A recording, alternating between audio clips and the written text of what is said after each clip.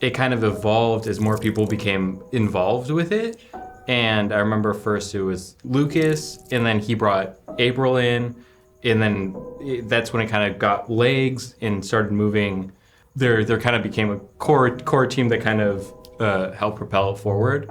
I had a friend, and he did my podcast, and I remember telling him, I remember at some point, I just sort of made the decision, screw it, I have to make my movie. I'll just start. We were walking out of a movie theater. I think we had seen the Batman Lego movie or something. And I told him I need a DP.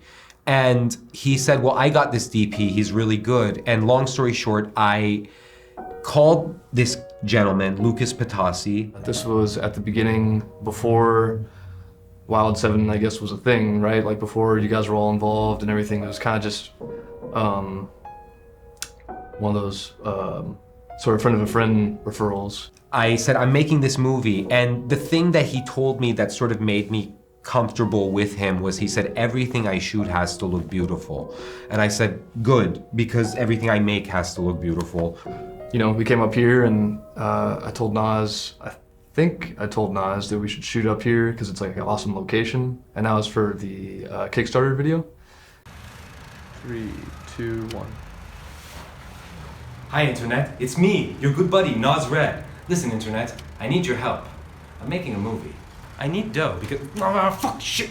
I need $10,000. And so we connected, we made a short film, and I believe this was 2017. And we shot one day, and we had another day a few months later of pickups, and I scored the short film with, I didn't score it, but you know, Dylan Terry, the composer for Debbie and the Devil, he scored it, and we made that short film. And then from there, we kind of developed a momentum, and we were still trying to figure out how to make the film. I remember actually when we hired April, we were inside a taco shop in Santa Monica, and Nas is like, I need a producer, do you know anybody that can do this? And I just had got done working with April and Chris Troll. It was my first time meeting him, and I guess he liked how I worked, and I guess he was looking for a producer for his buddy Nas. At this point, I had never produced a feature ever. I had produced several short films and music videos and ads and things like that, but nothing of this scope. And so they sent me the script. I kind of peeped at Nas's Instagram, and I do my usual stalking. And I'm like, his name's Nas Red, that's interesting. And then, but then I read the script and I was like, oh, this is super cool. It's right up my alley. Like, it's horror and it's got comedy and tons of blood and like, it's got a lot of heart. Hey, Mr. Red.